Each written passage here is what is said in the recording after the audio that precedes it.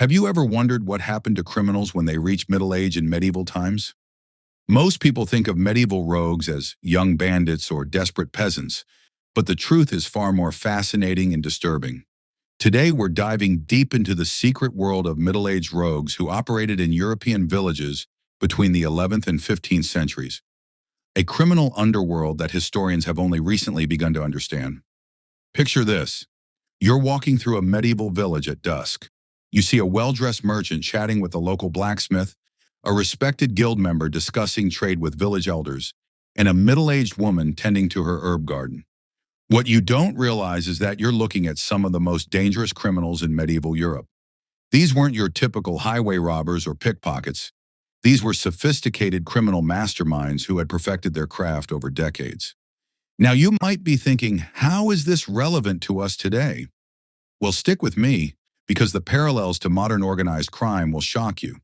These medieval rogues created the blueprint for criminal organizations that still exist today. They developed techniques of manipulation, corruption, and social engineering that modern con artists and organized crime syndicates still use.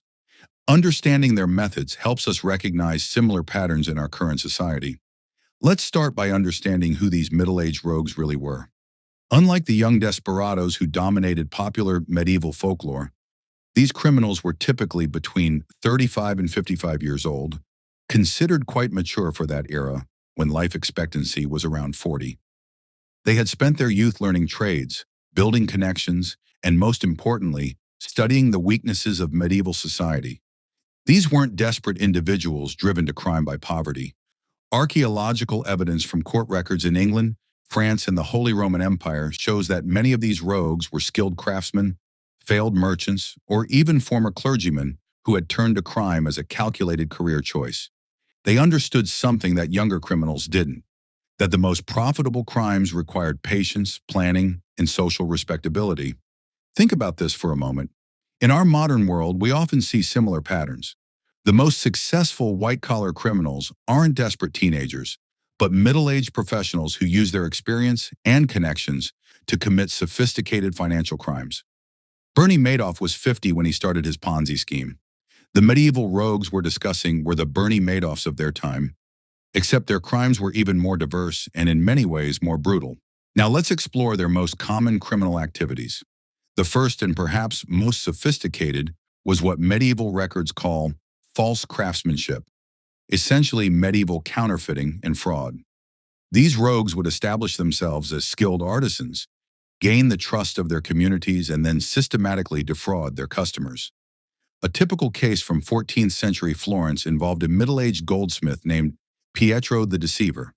For over a decade, he sold jewelry that appeared to be solid gold, but was actually gilded lead. He had perfected techniques of aging his fake jewelry to make it appear antique and valuable. When authorities finally caught him, they discovered he had defrauded over 200 families and had amassed wealth equivalent to a modern-day millionaire. But here's what's really disturbing. Pietro wasn't working alone. Court records reveal he was part of a network of middle-aged rogues operating across northern Italy. They shared techniques, warned each other about investigations, and even had a primitive form of money laundering system using traveling merchants. Does this sound familiar? It should, because this is exactly how modern criminal organizations operate. They build trust in communities, use sophisticated techniques to avoid detection, and work in networks that span multiple locations. The main difference is that medieval rogues had to be even more creative because they didn't have modern technology to help them. The second major criminal activity was what historians call village infiltration. These rogues would arrive in a new village, quickly establish themselves as respectable citizens, and then slowly corrupt the local power structure. They would befriend village elders, offer services to the local church, and gradually work their way into positions of influence. Once established, they would begin their real work, manipulating local disputes, skimming from communal resources, and establishing protection rackets. A fascinating case from 13th century England involves a rogue named William the Wise who spent 3 years establishing himself as a respected arbitrator of village disputes. He was so trusted that villagers would pay him to resolve conflicts over land, livestock, and trade agreements. What they didn't realize was that William was deliberately creating many of these conflicts in the first place. He would spread rumors, forge documents, and manipulate evidence to create disputes that only he could resolve. For a fee, of course. When authorities finally investigated, they found he had artificially created over 80 legal disputes and had collected the equivalent of several years' worth of village taxes and arbitration fees. This pattern of infiltration and corruption is something we see constantly in modern society. Think about corrupt politicians who spend years building trust before abusing their positions, or business leaders who manipulate markets for personal gain. The medieval rogues were masters of this long-term approach to crime. The third major criminal activity was perhaps the most sinister: the manipulation of religious and social customs. Medieval society was deeply religious, and these rogues understood how to exploit people's faith and social obligations for criminal gain. They would pose as pilgrims, claiming to carry relics or to have witnessed miracles. They would sell fake indulgences, organize fraudulent religious ceremonies, and even establish fake monasteries. A remarkable case from 12th century France involves a group of middle-aged rogues who established an entire fake religious order, complete with a monastery, religious ceremonies, and even fake miracles. For over 5 years, they convinced the local population that they were holy men with the power to heal the sick and bless crops. They collected donations, sold fake relics, and even convinced some wealthy families to donate their entire estates to the monastery. The scheme only unraveled when a real bishop visited the region and immediately recognized that their religious ceremonies were completely fabricated. But here's what makes this relevant to us today. These medieval rogues understood something that modern scammers still use. People's deepest beliefs and social obligations are their greatest vulnerabilities. Modern con artists use the same psychological principles when they target elderly people with fake charity scams or when they exploit people's political beliefs for financial gain. Now, you might be wondering how these criminals manage to operate for so long without being caught.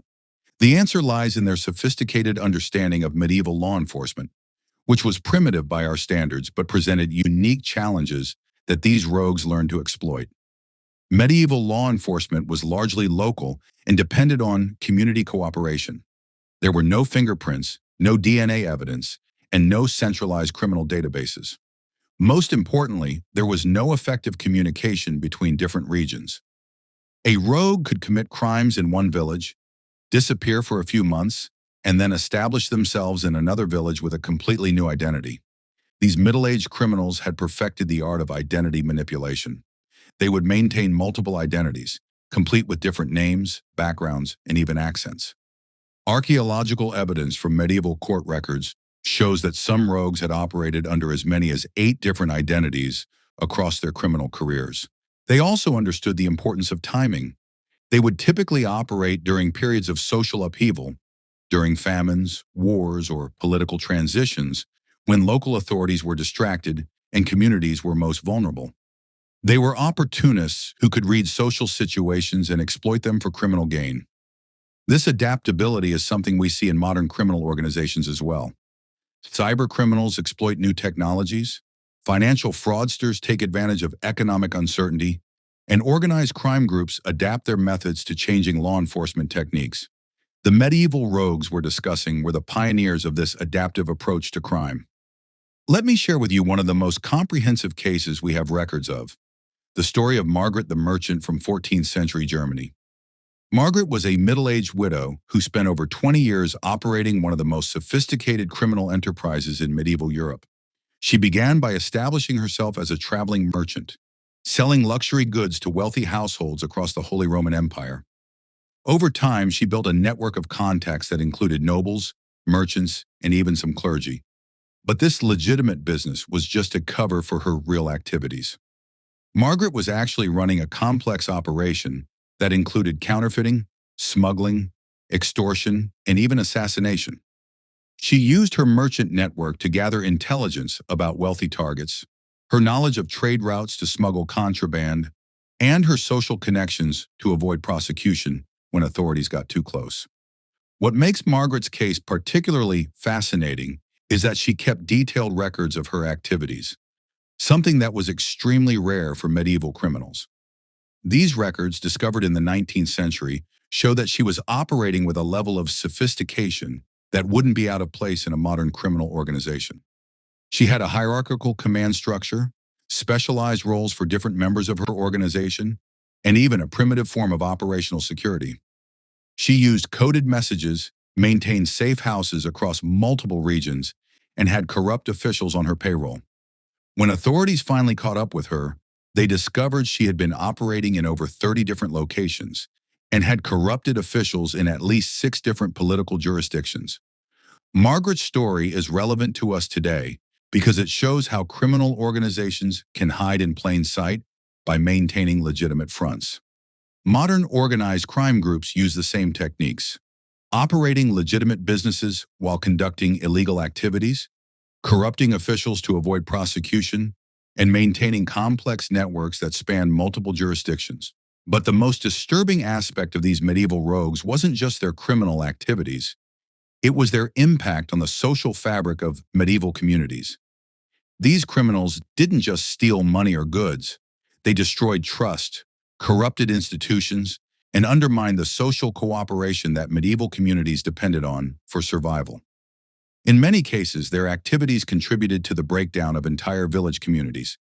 When people couldn't trust their neighbors, when local institutions were corrupted, and when social disputes were artificially created for criminal gain, the bonds that held communities together began to unravel.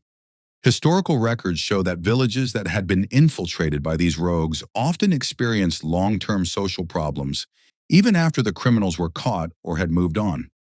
Property disputes that had been artificially created continued for generations. Trust between families and social groups remained broken. Local institutions that had been corrupted struggled to regain legitimacy. This is something we can see happening in our modern world as well. When communities are affected by organized crime, the damage goes far beyond the immediate financial losses. Social trust is eroded, institutions are weakened, and the social cooperation that healthy communities depend on is undermined. Think about communities affected by political corruption, where citizens lose faith in their government institutions, or neighborhoods where organized crime has created a culture of fear and silence. The medieval rogues we've been discussing were creating the same kind of social damage, just on a smaller scale. Now let's examine how medieval authorities eventually began to fight back against these sophisticated criminals. The response was slow and often inadequate, but it laid the foundation for modern law enforcement techniques. The first major breakthrough came in the form of better record keeping. By the 13th century, some regional authorities began maintaining detailed records of criminal activities, including descriptions of suspects, their methods, and their known associates. These early criminal databases allowed authorities to track criminals across different jurisdictions and identify patterns in their activities. The second breakthrough was the development of more sophisticated interrogation techniques. Medieval authorities learned that these middle-aged rogues were often more knowledgeable about criminal networks than younger criminals. They developed methods to extract information about criminal organizations, their structures, and their activities. The third breakthrough was the establishment of specialized law enforcement units. Some regions began training specific officials to deal with sophisticated criminal organizations. These early detectives learned to think like criminals, to understand their methods, and to anticipate their moves. These developments are remarkably similar to how modern law enforcement evolved to deal with organized crime. The creation of criminal databases, the development of specialized investigative techniques, and the establishment of dedicated law enforcement units are all approaches that we still use today. But perhaps the most important lesson from medieval efforts to combat these rogues is that effective law enforcement requires community cooperation. Villages that successfully resisted infiltration by these criminals were those that maintained strong social bonds, trusted their institutions, and were willing to work together to identify and report suspicious activities. This is still true today. Communities that are most resistant to organized crime are those that maintain strong social connections, trust their institutions, and are willing to cooperate with law enforcement. The medieval experience shows us that this has always been the most effective defense against sophisticated criminal organizations. So what can we learn from the secret world of medieval rogues? First, that criminal organizations have always been more sophisticated than we might expect. These medieval rogues developed techniques of manipulation, corruption, and social engineering that are still used by modern criminals. Second, that the most dangerous criminals are often those who appear most respectable. The middle-aged rogues we've discussed were successful because they understood how to blend into legitimate society while conducting their illegal activities. Third, that criminal organizations cause damage that goes far beyond their immediate victims. They undermine social trust, corrupt institutions, and weaken the social cooperation that healthy communities depend on. Fourth, that effective law enforcement requires not just sophisticated techniques, but also strong community cooperation. The medieval experience shows us that communities that work together are much more resistant to criminal infiltration. Finally, that understanding the history of criminal organizations helps us recognize similar patterns in our modern world. The techniques used by medieval rogues are still being used by modern organized crime groups, white-collar criminals, and con artists. As you go about your daily life, remember that the well-dressed professional you meet might be running a modern version of Pietro the Deceiver's counterfeiting operation. The community leader who seems so helpful might be following William the Wise's playbook of creating conflicts to profit from their resolution. The charitable organization that seems so legitimate might be using Margaret the Merchant's techniques of hiding criminal activities behind legitimate fronts. The medieval rogues we've explored today weren't just historical curiosities, they were the pioneers of sophisticated criminal techniques that continue to threaten our communities today. By understanding their methods, their motivations, and their impact, we can better protect ourselves and our communities from their modern successors. The secret world of medieval rogues holds up a mirror to our modern world, showing us that the fundamental patterns of sophisticated crime haven't changed as much as we might think. They adapted to the technology and social structures of their time, just as modern criminals adapt to ours.